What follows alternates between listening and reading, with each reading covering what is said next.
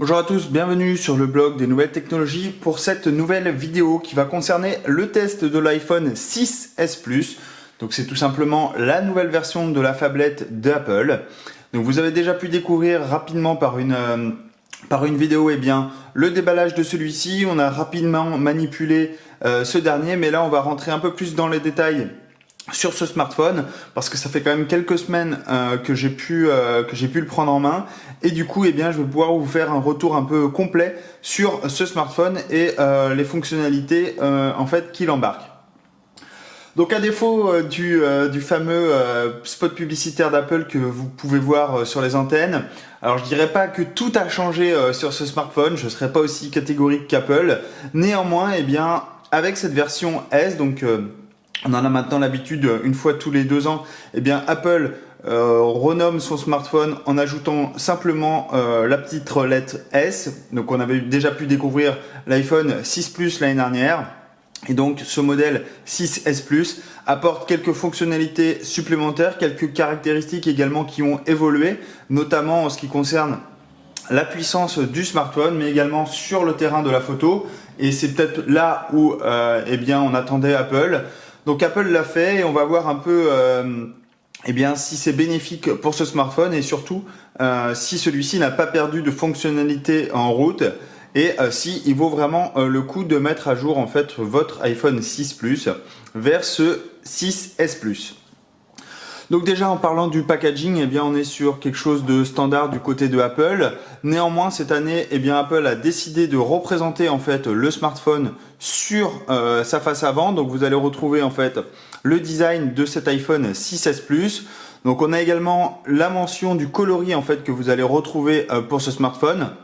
Donc là on a un liseré légèrement en or, donc ça veut dire que c'est tout simplement le modèle or que je vais retrouver dans la boîte. Sur les côtés, on a la mention du modèle que vous avez choisi. Évidemment, on retrouve encore l'iPhone 6S et donc ce 6S Plus. Et à l'arrière, on retrouve les caractéristiques un peu du smartphone, c'est-à-dire on va retrouver son numéro de série, le modèle choisi, etc. Et évidemment, on se retrouve avec le petit logo de la pomme sur celui-ci. Donc en ouvrant la boîte, alors si j'arrive bien à l'ouvrir, parce que tout à l'heure j'ai remis les accessoires un peu rapidement, alors c'est possible que... Voilà, donc je vais quand même réussir à l'ouvrir, ne vous inquiétez pas. Donc une fois qu'on ouvre la boîte, on se retrouve donc nez à nez avec notre iPhone. Donc évidemment on n'est pas sur la vidéo déballage, donc je n'ai plus les caches plastiques, etc. Mais rassurez-vous, quand vous le déballez pour la première fois, vous vous retrouvez avec les fameux autocollants qu'il va falloir déballer. Ensuite, si on regarde rapidement à l'intérieur de la boîte, ce qui s'y trouve, alors on a nos fameux écouteurs AirPods. Alors vous en avez l'habitude maintenant, Apple équipe en fait ses smartphones avec ces fameux écouteurs. Donc vous allez retrouver donc le plus-moins sur cette télécommande complètement tactile et vous allez avoir également le play et le pause également au milieu de celui-ci. On a donc notre chargeur secteur, donc prise murale. Donc avec d'un côté prise murale, de l'autre côté donc le port USB qui vous permet de brancher votre câble. Et ici on a donc le câble, alors qui est un peu différent des smartphones qu'on a l'habitude de retrouver sur Android. Mais là encore, pour tous les amoureux d'Apple, vous connaissez ce câble. Donc on est passé sur un câble Lightning, donc c'est un câble évidemment propriétaire côté Apple. Et de l'autre côté, on se retrouve avec un port USB standard. Donc vous allez pouvoir le brancher sur votre ordinateur ou directement sur la prise murale fournie pour recharger votre smartphone. Donc ce connecteur, à l'instar du micro USB, il vous faudra un câble Lightning si vous partez en voyage. Donc ne l'oubliez pas, même si beaucoup de gens ont du Apple, ça peut être très embêtant de ne pas le retrouver, un câble correspondant à nos attentes. Donc voici notre fameux iPhone 6S Plus. Donc ici on est sur le coloris or. Donc c'est un coloris que vous avez déjà découvert l'année dernière. Sachez que cette année, un nouveau coloris a fait son apparition. C'est le fameux or rose. Alors personnellement, je l'ai vu dans le magasin. J'ai trouvé celui-ci assez chouette en fonction de comment vous allez l'incliner. En fait, le coloris va tourner vers du saumon, voire du or en fonction de l'inclinaison et de la lumière. En tout cas, c'est très chouette. Nul doute que ce coloris eh bien, plaît à la jante féminine, mais il va également plaire à toute personne qui adore le rose, puisque quand même le coloris reste assez chouette et c'est pas trop touchy. Je trouve ça plutôt classe. Donc ici, donc on est sur le modèle or, comme je vous l'ai dit, on a du argent et du gris sidéral également de disponibles. Concernant les dimensions de ce smartphone, eh bien, on est sur un modèle phablette, donc effectivement on est sur le grand modèle de Apple. Si vous voulez un modèle qui se rapproche plus des anciens iPhone de 4 pouces, eh bien vous pourrez passer sur l'iPhone 6S, mais en tout cas ce 6S Plus, eh bien, il a une hauteur de 158,2 mm, une largeur de 77,9 mm, et enfin on est sur une épaisseur relativement fine puisqu'on est sur quelque chose qui fait 7,3 mm, donc on reste encore extrêmement fin, et le poids également de 192 grammes eh bien, fait que on est quand même sur quelque chose de relativement léger en main et relativement agréable. On se retrouve encore avec notre fameux châssis en aluminium, donc ça également c'est un peu le fer de lance d'Apple. Donc on a donc ce châssis en monocoque en aluminium qui lui donne un aspect évidemment très pro, très quali, mais ça vous en avez l'habitude. Concernant cet aspect, eh bien, si vous venez d'un iPhone 6S ou 6 Plus, pardon, je vais y arriver, ou 6 tout court, eh bien vous allez retrouver quelque chose de très similaire. On retrouve donc ces fameux ici coins arrondis de chaque côté du smartphone. On a également nos bandes ici plastiques en haut et en bas qui nous permettent de faire sortir les ondes en fait de cette coque métallique, donc ça permet d'avoir une meilleure connectivité que si elle n'était pas. C'est pas juste esthétique. Et enfin, on se retrouve avec le fameux défaut qu'on avait sur ce 6 Plus, mais qui n'est pas corrigé en fait sur ce 6S Plus, c'est la fameuse lentille, le capteur photo. Alors, je vais essayer de faire le focus, pas facile. Voilà, donc le focus se fait tout doucement. Donc vous voyez ici, en fait, le capteur photo dépasse très légèrement du smartphone. Et du coup, eh bien, c'est un peu problématique puisque quand vous allez le poser, eh bien, vous allez avoir un léger effet. Vous voyez, on entend le bruit. En fait, ça dépasse très largement, très finement, pardon, pas très largement, mais en tout cas, ça dépasse et du coup, ça lui donne un petit effet assez un peu non fini, j'ai envie de dire, mais c'est un peu le reproche que j'avais fait sur le 6 Plus. On a exactement la même chose sur ce 6S Plus. Ensuite, quoi d'autre à dire sur la conception? Eh bien, donc on a ce capteur en haut, on a également un flash LED sur le côté, on a ici le logo de la pomme et on a la mention de l'iPhone avec également le marquage CE dessous. Sur la façade avant, eh bien, on se retrouve donc avec un capteur photo, donc c'est un capteur photo de 5 mégapixels. On a également une grille ici de haut-parleur, on a un capteur. Ensuite sur le bas, eh bien, on retrouve le fameux bouton Home d'Apple, donc la signature un peu que vous avez l'habitude de retrouver sur les smartphones. Donc on a évidemment le capteur Touch ID, donc qui va vous permettre de déverrouiller votre smartphone qu'avec votre empreinte digitale. Donc vous voyez ici, j'ai déverrouillé automatiquement le smartphone avec mon pouce. On verra ça par la suite. Ensuite sur la tranche inférieure, on retrouve ici donc la prise jack 3.5. On a notre connecteur Lightning, donc qui va vous permettre de connecter votre smartphone, et on a également une grille de haut-parleurs qui se trouve sur le dessous. Sur la tranche supérieure, on a une tranche complètement lisse. On est que sur du métal. Sur la partie gauche du smartphone, vous allez retrouver le fameux connecteur muet qui va vous permettre de mettre en sourdine ou en sonnerie votre smartphone. Vous allez également retrouver les boutons de volume sur ce côté, et à l'opposé, vous allez retrouver donc le bouton on-off verrouillage du smartphone, et vous allez également avoir l'emplacement pour la nano SIM. Donc voilà un peu pour l'esthétique de ce smartphone. Comme vous le voyez, il ressemble fortement à l'iPhone 6, et c'est normal puisqu'on est sur une gamme S, donc tous les changements interviennent sous le capot, et c'est le cas donc avec ce nouveau modèle. Donc justement, parlons un peu de ce qu'il y a sous le capot de ce smartphone.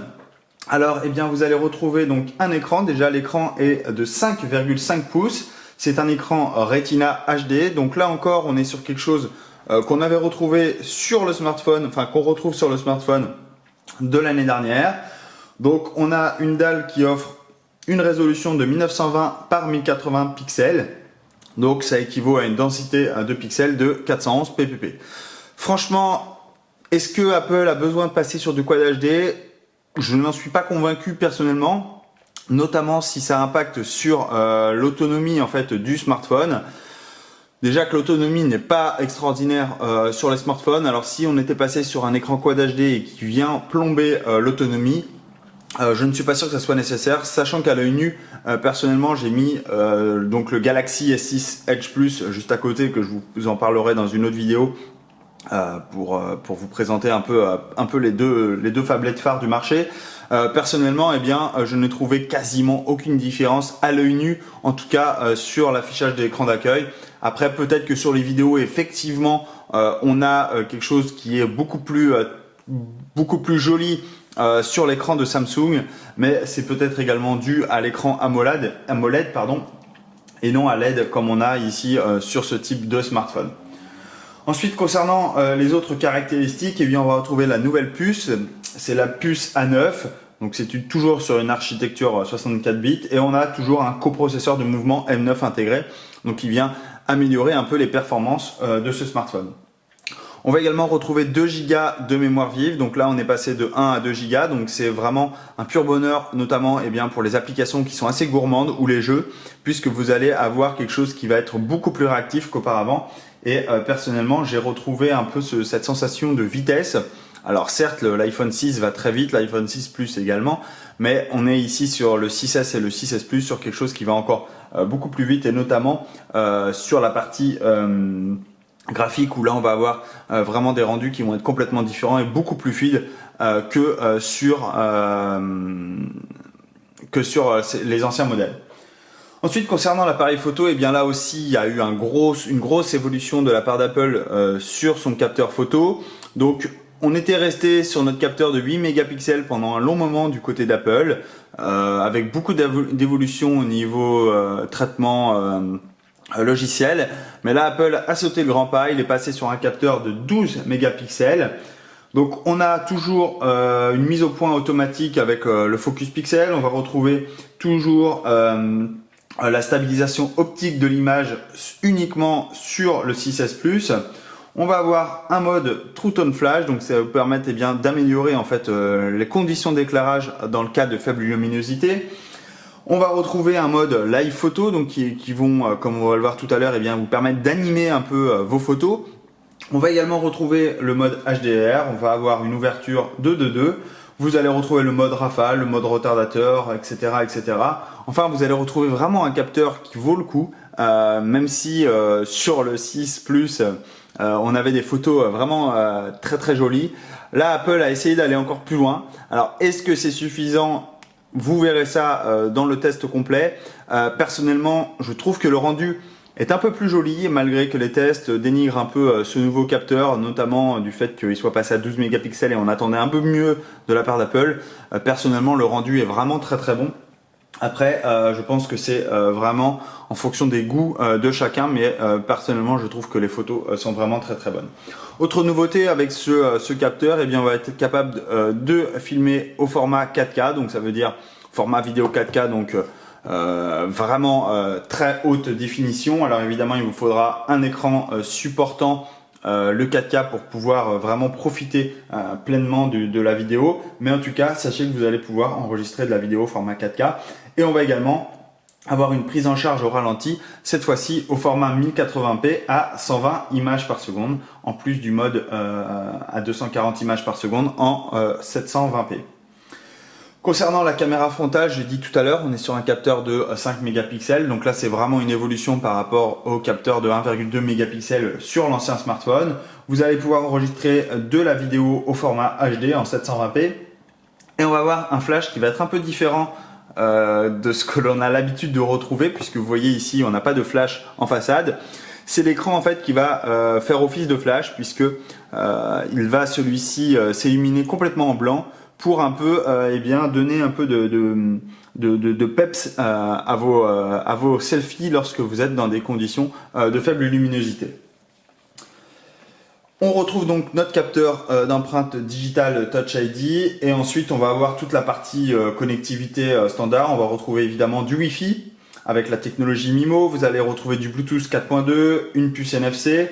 On est compatible 4G LTE donc sur toutes les antennes françaises évidemment, et on va retrouver une boussole numérique, un capteur, GPS, etc. Vous allez en fait retrouver tout ce que l'on attend d'un smartphone haut de gamme sur celui-ci. Voilà un peu concernant la description un peu de ce smartphone dans les grandes lignes. Évidemment, ce qui fait beaucoup parler de lui en ce moment, c'est la technologie 3D Touch. Alors, qu'est-ce que la technologie 3D Touch? Si vous avez l'Apple Watch, c'est tout simplement le Force Touch. Donc, c'est un nom qui est donné différemment par Apple. Et en fait, cette technologie 3D Touch, elle va permettre d'apporter un petit vent de fraîcheur, j'ai envie de dire, sur ce qu'on a l'habitude de retrouver pour le multitouch, en apportant des spécifications logicielles, mais également des petits plus lorsqu'on navigue à travers l'interface. Donc, une fois qu'on a démarré en fait notre smartphone, on se retrouve sur iOS 9, donc qui est la toute dernière version du système d'exploitation d'Apple. Donc là encore, je ne vais pas vous présenter en détail l'OS, c'est pas vraiment le but de cette vidéo. Le but, c'est un peu vous faire découvrir cet iPhone 6S Plus et ses fonctionnalités. Si vous voulez plus d'informations, n'hésitez pas à consulter le blog. Donc je mettrai le lien en dessous de la vidéo où je résume un peu toutes les nouvelles fonctionnalités d'iOS, comment ça marche, etc. Mais là, on va se focaliser un peu sur les nouvelles fonctionnalités et surtout sur ce 3D Touch qui est apporté non pas par iOS 9, puisque effectivement vous allez l'avoir dans iOS 9, mais c'est uniquement disponible en fait sur l'iPhone 6S et le 6S Plus. Donc qu'est-ce que 3D Touch? Il permet de gérer la pression en fait qui est exercée sur l'écran. Donc évidemment vous n'allez pas appuyer comme un gros malade sur l'écran pour activer une fonctionnalité supplémentaire. Il suffit d'avoir une pression un peu plus forte que ce qu'on a l'habitude de retrouver. Donc si par exemple je prends l'appareil photo, vous voyez un seul clic va m'envoyer sur l'application photo. Ça, c'est ce que vous avez l'habitude de retrouver.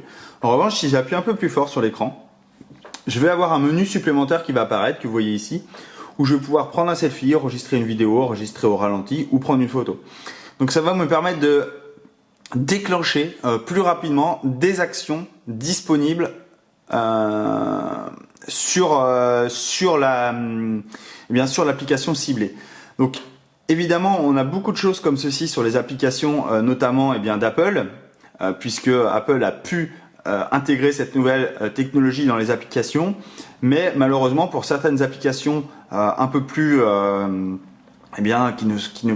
qui n'ont pas été encore mis à jour iOS 9, vous allez retrouver par exemple ici une application, vous voyez un jeu, j'ai beau appuyer plus fort, il détecte que j'essaye d'activer ce 3D Touch, mais malheureusement l'application n'est pas compatible, donc je vais ne rien faire. Par exemple, si je vais sur Facebook, Facebook a mis à jour récemment son application et là par exemple il fait office de menu rapidement. Je vais pouvoir voir mon profil, prendre une photo, importer une photo ou écrire une publication.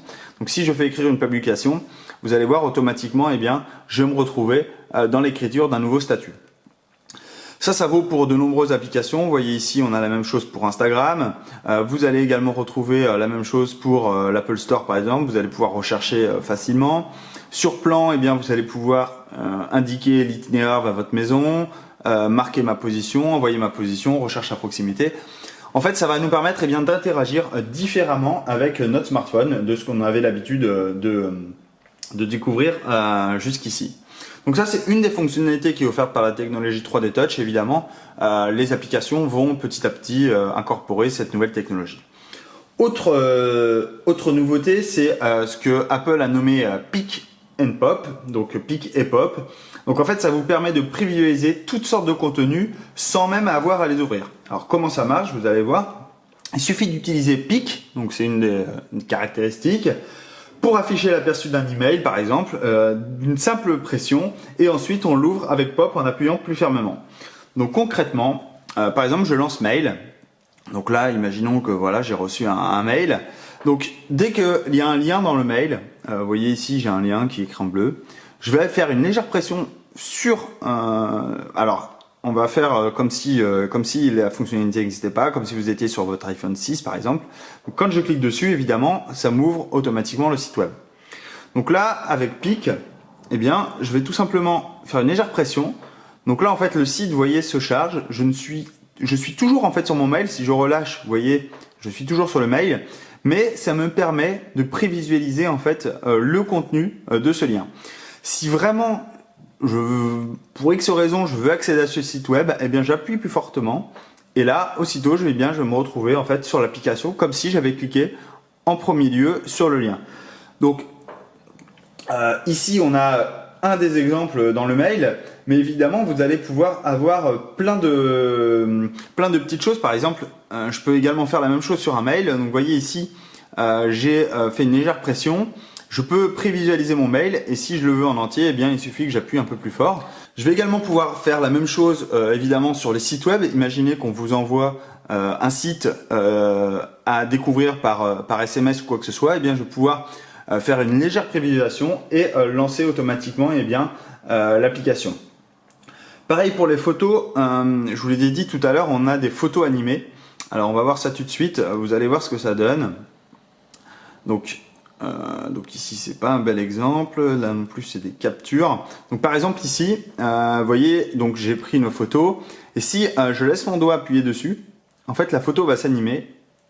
Voilà, donc l'animation est très légère et très petite parce que voilà, mais en tout cas, vous allez pouvoir en fait donner vie, ce qu'on appelle donner vie à vos photos, qui va vous permettre eh bien c'est ce qu'on appelle le live photo, mais vous avez vu avec un simple appui plus long sur l'écran, enfin sur la photo, eh bien je vais pouvoir instantanément l'animer. Pareil pour les adresses, eh bien, je vais pouvoir cliquer directement sur les adresses pour que ça puisse m'y emmener lorsqu'on vous les envoie par SMS, etc. Vous allez comme ça avoir plusieurs fonctionnalités qui sont offertes. Donc, on a vu le Quick Action, donc qui est ce fameux menu qui apparaît lorsqu'on appuie sur une application.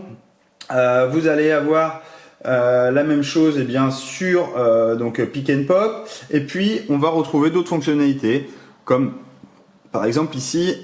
Alors, je vais prendre n'importe laquelle. Donc, vous voyez ici, j'ai pris un numéro j'ai pris sur un contact, j'ai appuyé plus fortement dessus et je peux instantanément appeler ou envoyer un message en fait à ce contact. Donc là, par exemple, si je veux envoyer un SMS à Apple, je peux directement le faire sans même avoir à aller sur l'application de message, ajouter le contact, etc. Je vais pouvoir le faire très simplement d'un simple appui un peu plus long. Ici, eh bien, je peux vous montrer du coup la partie rédaction. Donc ici, on a un simple menu, enfin un clavier comme on a l'habitude. Vous allez retrouver de multiples émoticônes. Donc ça a été ajouté par une mise à jour assez récente. Évidemment, ces émoticônes, vous allez pouvoir les personnaliser en fonction de la couleur de la peau que vous voulez intégrer. Donc ça, c'est une des fonctionnalités d'iOS 9. Voilà, un peu concernant cette application. 3D Touch, eh bien, qu'est-ce qu'elle permet de faire en plus si par exemple je veux prendre une note, donc ici voilà, par exemple j'ai fait un petit peu avec les événements qui se passent en ce moment, eh bien j'ai dessiné un petit drapeau de la France et en fait vous allez voir que si je me passe en mode dessin, en fonction de comment j'appuie en fait sur l'écran, vous voyez ici j'appuie plus fort, donc le trait est beaucoup plus épais que si je passais tout simplement mon doigt dessus. Et c'est encore plus vrai lorsque vous prenez la gomme. Donc là par exemple je passe juste mon doigt, donc vous voyez ça reste du gris. Si j'appuie beaucoup plus fort sur l'écran, vous voyez ici on n'est pas du tout dans le même ton de couleur. Donc en fait je vais pouvoir interagir eh bien, avec l'application Note pour dessiner des traits un peu plus épais en fonction de comment j'appuie sur l'écran. Donc ça c'est une autre fonctionnalité qui est disponible. Je vais également, en appuyant un peu plus fort sur l'écran gauche, en fait je vais pouvoir accéder directement au multitâche. Donc ça aussi ça s'avère très pratique, ça évite d'appuyer deux fois sur le bouton Home pour accéder au multitâche. Il me suffit d'appuyer un peu plus fort sur le côté gauche et aussitôt, eh bien, je vais pouvoir naviguer entre mes différentes applications sans même que j'ai besoin de toucher l'écran. Sur le bouton, donc ça peut être pratique si vous avez des petites mains parce que l'écran est assez grand. Donc voilà, plein de fonctionnalités, donc il y en a plein d'autres. Vous verrez tout ça un peu dans l'article, j'en parlerai un peu plus longuement. Enfin, dernière petite chose sur ce 3D Touch, c'est que vous allez pouvoir régler en fait un fond d'écran animé. Voilà, un fond d'écran. Donc je vais pouvoir choisir mon fond d'écran, je vais mettre un live, donc, par exemple sur poisson. Hop, les deux. Ok, donc là il va charger le poisson en fond d'écran. Et en fait, quand je vais le verrouiller, tout simplement, quand je vais déverrouiller mon... Mince, je voulais pas le déverrouiller automatiquement, je voulais juste comme ceci. Et si j'appuie en fait un peu plus fort sur l'écran, vous voyez, magnifique, le poisson bouge. Donc ça c'est une live photo en fait, et du coup avec la technologie 3D Touch, eh bien je peux animer le poisson. Voilà, c'est un petit effet assez rigolo. Ensuite, eh bien, on va retrouver donc sur l'environnement iOS ce que vous connaissez. Donc vous allez retrouver le menu ici aujourd'hui, donc qui va vous permettre eh bien d'afficher les différentes informations sur la journée. Vous allez avoir les informations également de vos applications que vous souhaitez mettre en exergue. Vous allez avoir le menu de notification, donc qui va permettre eh bien d'afficher en fait toutes vos notifications. En bas, vous allez avoir ici le menu d'accès rapide à différentes fonctionnalités. Donc vous allez pouvoir passer en mode avion, couper le Wi-Fi, le Bluetooth, passer en mode ne pas déranger, désactiver la rotation automatique de l'écran, qui s'avère très pratique, notamment eh bien, lorsque vous êtes sur ce type de smartphone. Vous avez accès à des applications rapides, donc la lampe torche, le minuteur, la calculette et l'appareil photo.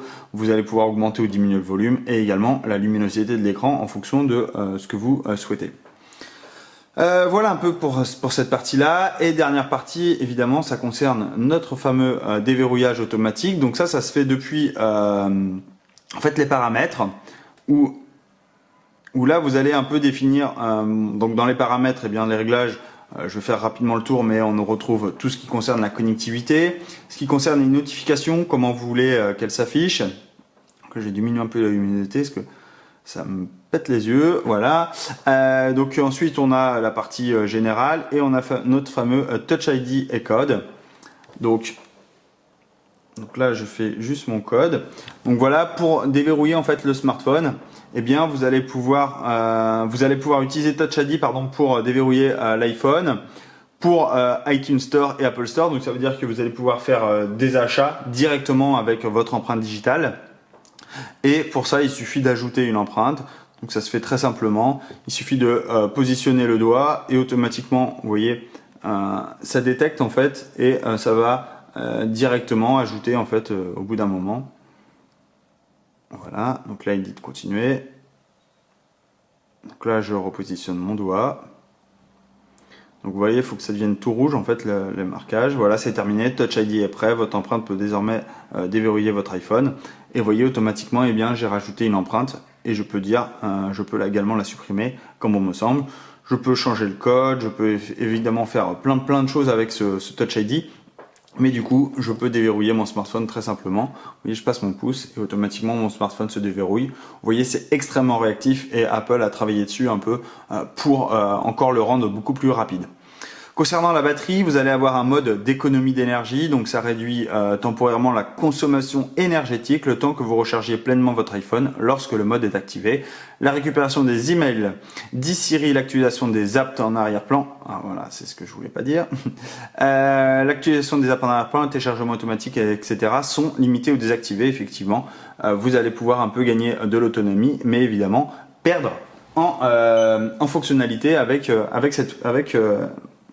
ce mode d'économie d'énergie.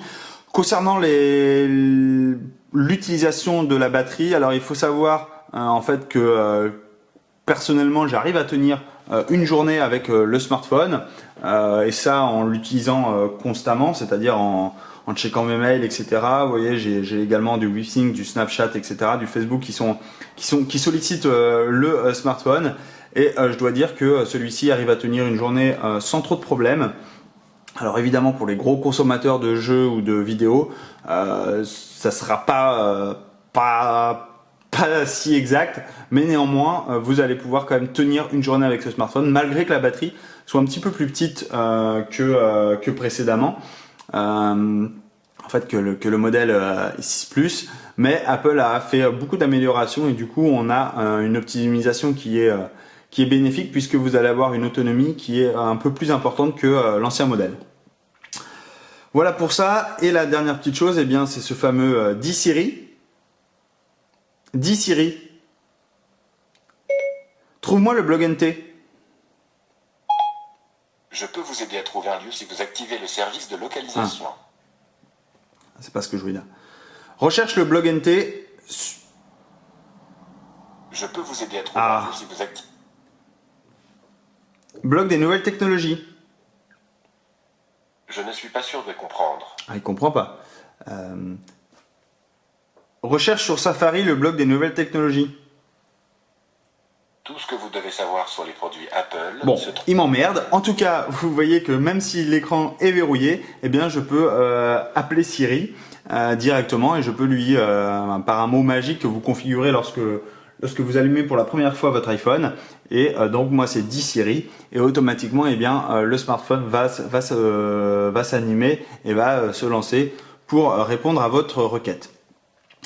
Vous allez retrouver donc les applications traditionnelles, vous allez retrouver le message, calendrier, l'application photo donc qui vous permet bien de synchroniser vos photos sur iCloud. Vous avez donc l'appareil photo, météo, horloge, etc. Plan, l'application santé qui va automatiquement récupérer bien votre nombre de pas, la distance parcourue, les étages montés. Donc ça c'est à fonction de tous les capteurs en fait qu'il y a du smartphone. Et bien lui-même va compiler ces informations pour les afficher. Et puis vous allez évidemment accéder à l'Apple Store et là vous allez pouvoir vous faire plaisir avec des milliers et des milliers d'applications que vous allez pouvoir installer sur votre iPhone. Enfin, dernier point que je voudrais vous montrer, c'est évidemment la partie photo puisque celle-ci est très importante. Donc l'application photo en elle-même n'a pas réellement changé, néanmoins on se retrouve avec un petit bouton ici qui est différent qu'on n'avait pas en fait sur l'iPhone 6. Donc c'est le fameux live photo. Donc qu'est-ce que le live photo? Je l'ai expliqué tout à l'heure. C'est dès que vous allez prendre en fait une photo, entre le moment où vous allez la prendre avant et après, eh bien une animation va être enregistrée et du coup, vous voyez ici, donc là l'animation, j'ai pas réellement bougé, donc mais néanmoins l'image s'anime.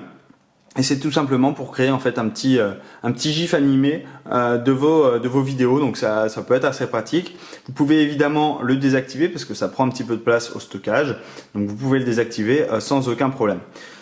Vous pouvez intervertir ici très facilement donc la partie photo. Vous avez le retardateur, vous avez le mode HDR qui est activé ou non, le flash également que vous pouvez désactiver, et ensuite on a différents modes en bas. Donc vous avez le mode carré, donc pour prendre une photo un peu à la Instagram, le mode panoramique, vous avez le mode vidéo, le mode ralenti et le mode accéléré, donc qui va vous permettre eh bien, de jouer en fait un peu sur les fonctionnalités nécessaires pour faire des vidéos assez fun.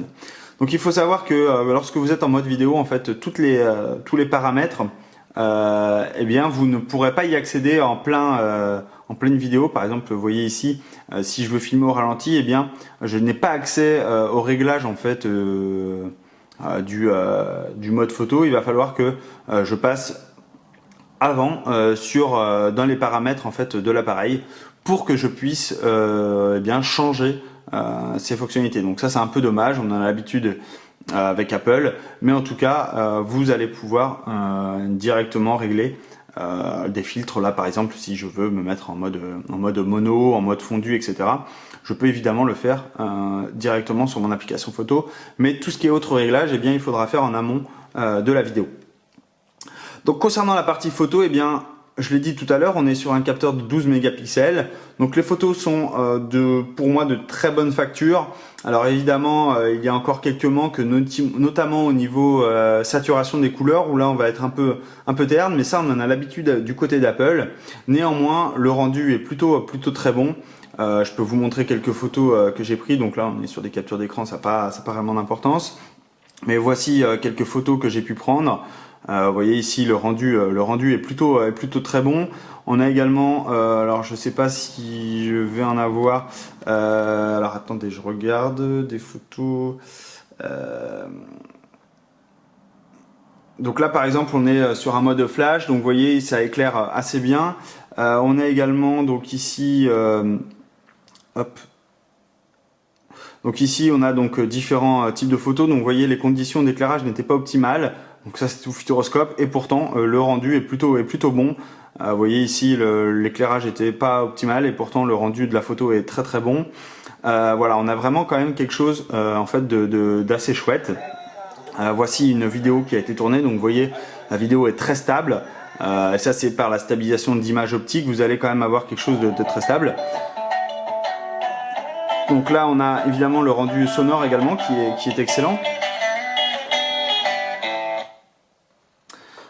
Voilà, et puis après eh bien, on a différentes photos, mais ça donc là je peux animer évidemment la photo. Donc vous voyez ici, donc là le principe en fait c'était je voulais juste capturer la photo et grâce en fait à la photo accélérée, live photo, eh bien j'ai un petit peu l'animation avant et après cette photo. Donc vous voyez, on voit que la fumée sort de la boule à décanter, donc c'est assez chouette, c'est assez drôle. Voilà, j'aurais pas eu en fait ce rendu si j'étais en fait sur tout simplement sur une photo. Donc concernant la partie photo, pour vous en rendre bien compte, eh bien je posterai plein de clichés en fait sur le blog, sur l'article, mais en tout cas le rendu est plutôt très correct. Donc voilà, ce test concernant cet iPhone 6s Plus touche à sa fin. Je remercie encore SFR grandement et chaleureusement pour le prêt de ce smartphone. C'est pas facile de se faire prêter du matériel par Apple. Heureusement qu'il y a des opérateurs mobiles qui sont très sympas, donc je remercie encore une fois SFR pour ce prêt. Pour conclure sur cet iPhone 6s Plus, pardon, quelques points forts. Eh bien, je trouve que la technologie 3D Touch a de grandes, promet d'être très intéressante dans le futur, notamment si les développeurs prennent de plus en plus en considération cette technologie. J'espère qu'on verra de plus en plus de nouvelles choses grâce à celle-ci. Concernant la partie batterie, eh bien une agréable surprise sur l'autonomie, malgré qu'Apple a réduit un peu la taille de cette batterie par rapport à son prédécesseur. Et enfin pour la partie photo, eh bien je dois dire que Apple reste du Apple. On a vraiment des qualités très bonnes, malgré que les détracteurs diront que sur des smartphones Android on a évidemment quelque chose de plus chouette, mais en tout cas ici on a quand même quelque chose de relativement très beau, et ça c'est plutôt une bonne nouvelle, notamment lorsqu'on sait que de plus en plus de personnes prennent en fait des photos avec leur smartphone. Autant avoir quelque chose de très qualifié avec celui-ci. Concernant ces points faibles, eh bien, petit bémol sur l'aspect esthétique. On est sur une gamme S, donc on s'en doute un petit peu, mais tout de même, on aurait aimé qu'Apple fasse un petit travail supplémentaire pour changer quelque chose. Je sais pas quoi, mais changer quelques fonctionnalités. Et puis, une dernière petite déception, c'est sur la partie OS. Où là on n'a pas vu de grosses nouveautés encore une fois, et du coup on reste un peu sur notre faim. On aurait aimé qu'Apple change quelque chose, alors je sais pas trop quoi, peut-être améliorer l'affichage en fait, permettre l'affichage de 2 applications côte à côte, surtout sur un smartphone de cette taille. Voilà, il y a plein de choses qu'on aimerait voir arriver en fait sur cet iPhone. Voilà, j'ai fini concernant cette vidéo. Je vais bientôt vous proposer en fait le test entre ce fameux 6 Edge Plus, donc de chez Samsung, donc le Galaxy, donc face à cette phablette donc d'Apple. Donc j'y reviendrai très prochainement puisque j'ai eu les deux sous la main pendant un petit moment. Donc je vous ferai un petit test comparatif. Voilà, comme d'habitude, si vous avez des questions, n'hésitez pas à me les poser, j'y répondrai avec grand plaisir, et surtout je vous souhaite à tous une très bonne journée. Je vous dis à très bientôt sur le blog des nouvelles technologies. Au revoir.